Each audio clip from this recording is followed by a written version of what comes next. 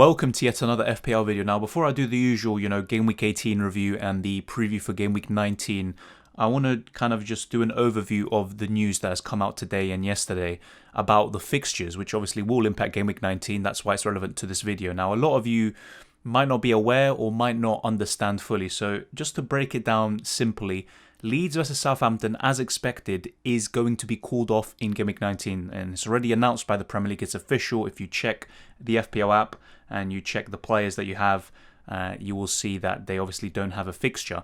But that means obviously that Leeds and Southampton, they both don't have 2 games in Game Week 19. They'll still have the other one, the other fixture there, but they will not have a double game week, which might be obviously a bit damaging for all of you looking to bench boost and stuff like that. And the other news is that Aston Villa versus Everton is called off. So if you have any Everton players, they will not have a fixture in Game Week 19. However, Aston Villa versus Newcastle will take its place. So Aston Villa will still be playing Manchester City and Newcastle in Game Week 19. So Aston Villa will still have that double game week. So Watkins, Grealish, Martinez, all these players will still be viable options.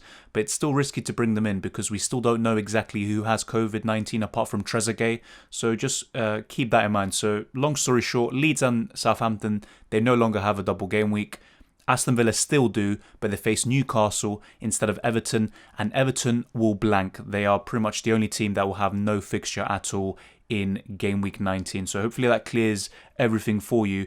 And in terms of my team, I will be discussing the implications that all of that news has on my team. But before I do that, I'm going to talk about my free hit. Now, you might look at it and think 49 points, and most of my players I've played, I literally only have Tierney left. Not really too good, but to be honest, I have gained quite a few points from this free hit. It would have been more, obviously, if Lloris kept the clean sheet in the end and if Bruno, produced something. But even then, I would have had Bruno anyway, so not too much difference there. I did gain quite a lot of points from the likes of Wan-Bissaka, Stones, De Bruyne, who I didn't have already, Rashford. But yeah, apart from that, Wilson, who I brought in, blanked. Son, blanked, but I already had him, to be fair. Kane, I should have captained him. Obviously, in hindsight, I would have captained him or De Bruyne. But in the end, I went with Bruno and it just didn't work out. And I still got Tierney. We'll see how he does. I already had Cancelo. And I have to say, how did Zinchenko get 2 bonus points and Cancelo ended up getting none? He was on for 2 for most of the game. Then he was on for 1 along with Diaz. And then he lost it towards the end, which I don't get. But it is what it is. Happy with the clean sheet from Wan-Bissaka and from the assist from Marcus Rashford. And he has not blanked away from home this season, Marcus Rashford. He's looking really good away from home. But yeah, I mean, overall, decent free hit. Not the best, but you know what? I will take it. Obviously, Wilson was very disappointing, but as soon as I saw Fraser got sent off, I just thought, yeah, there's no chance that Newcastle will score. I mean, they struggle to score even with 11 men. But obviously, the alternatives I could have done maybe is get another defender or maybe Neto, but even then Neto blanked. So maybe in hindsight, I should have played Smith Rowe. We'll see how he does later on today. Or, get Saka in the end and play him. And instead of Wan-Bissaka, I would have got Shaw, who got bonus points. But, it's all hindsight. In the end, still decent result. I am up to 63k in the world now. And if Tierney does something, although a lot of people will have him, I should be able to maintain my rank roughly. But we'll have to wait and see there. So overall, pretty happy with the free hit. It's decent. I've gained around 20-30 points from it, but obviously not the best.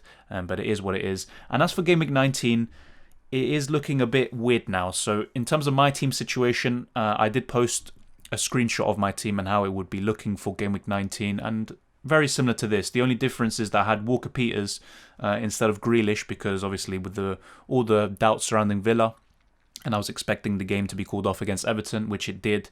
But obviously, Southampton also had their game called off in order to accommodate the Shrewsbury FA Cup tie, which I've been discussing in previous videos. So really now, Grealish has a double game week. We'll see if he does play both games. But even then, against Manchester City away, not expecting too much.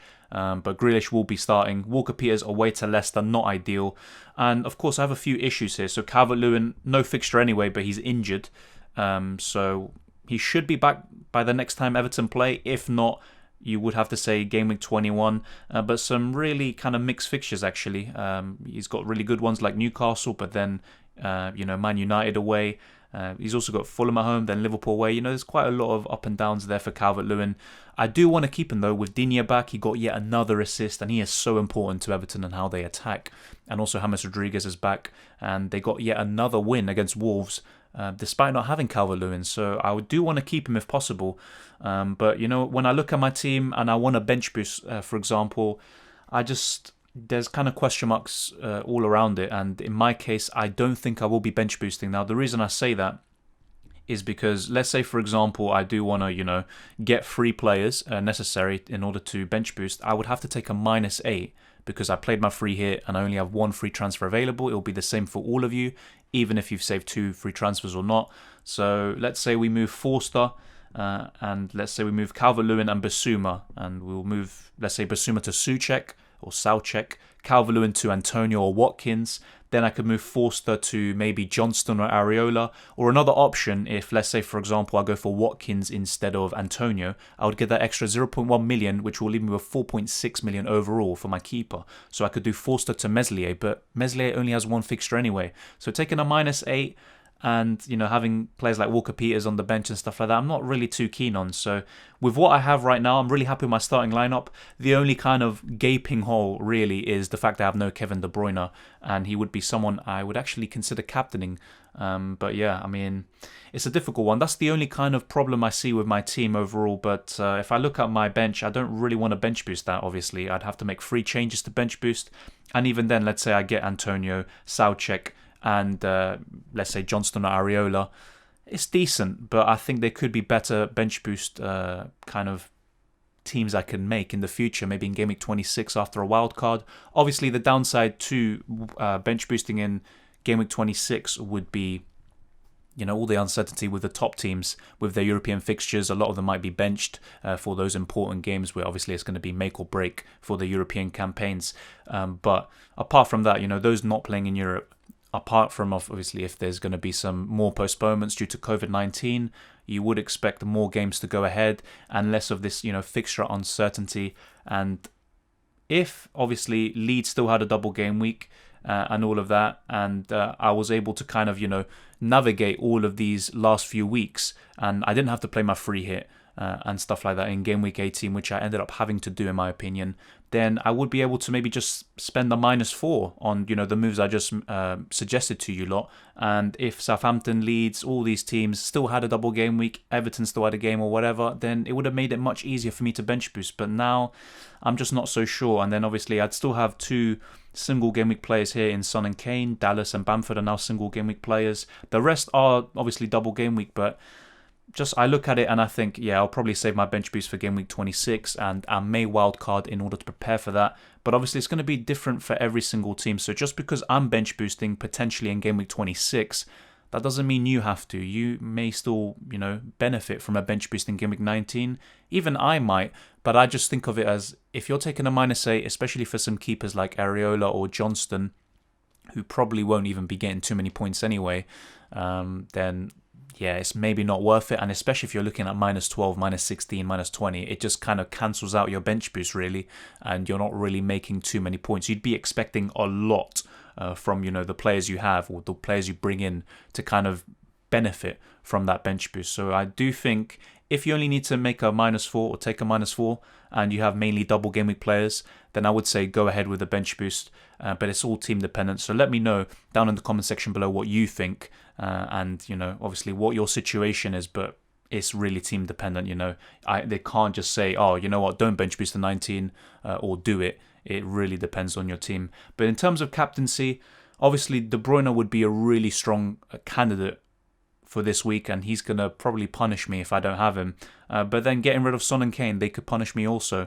And getting rid of Salah ahead of 2 home games, despite how hard they may seem on paper due to how they play, still, I don't want to get rid of Salah. And to be honest, because of Bruno Fernandes now being 1 yellow card away from suspension, that kind of puts me off. So let's say he gets a yellow against Liverpool, he misses the Fulham game, and that's the one where he's going to get the bulk of his points you would expect.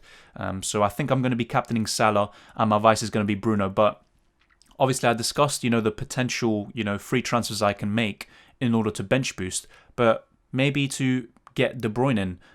One thing I actually was considering was moving Son and Kane out for De Bruyne and Ings, but guess what?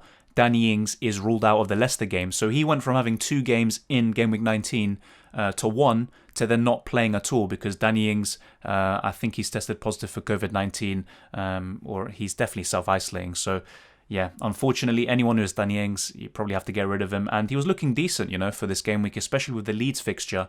But with that called off and now him not playing against Leicester, yeah, I think it's time to get rid of him. And obviously that kind of puts a dent into my plans to get De Bruyne in. But then again, getting rid of Son and Kane ahead of that Sheffield fixture is just not ideal. I know they have Liverpool next and they have some tough fixtures ahead. They have Chelsea in Game Week 22. But overall, you want to have at least one Spurs player, in my opinion, despite the double game weeks and all of this stuff. So I want to find a way, obviously, ideally, of having Salah, Bruno, Son, or Kane, and De Bruyne. And how to get that, I'm not too sure. And if I look at my kind of squad value, a lot of you do ask that. It is 106.3 million, or actually overall, yeah, 106.3 million. I'm a bit blind. The problem, obviously, when I talk about, my squad value, is that it's different to, let's say, the app. So on the app, if you go on it, it will show you, how much money you would make if you sold everyone. So the selling price. So what you see here, the 106.3 million, is the overall value, but it doesn't mean anything because if I sell everyone, I will not have 106.3. Otherwise, I'd be able to afford De Bruyne, which unfortunately I can't do, but yeah, I'd have to make some moves to get him. I don't want to get rid of Bruno, even though he's obviously 1 yellow card away from suspension. I don't want to get rid of Salah. I don't want to get rid of Son and Kane. So what would you recommend in my case to get De Bruyne in?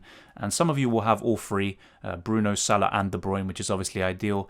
Grealish is another one. He's 1 yellow card away from suspension, so be aware of that. Maguire's another one. There's plenty of players. I think there's a list of 22 overall who are obviously at risk of suspension. Basuma, although he doesn't really matter too much, he's back from suspension after accumulating too many yellow cards.